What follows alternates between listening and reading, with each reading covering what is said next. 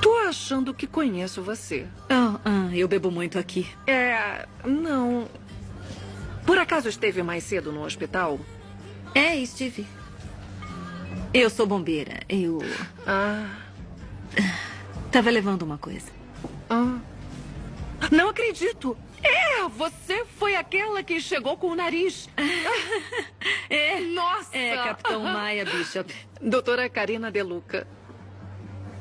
Tá, olha só. Se eu pagar uma bebida, você me conta a história de como acabou carregando um nariz num saco plástico?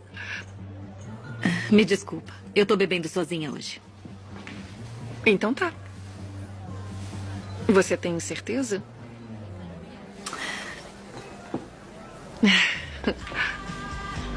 Talvez não.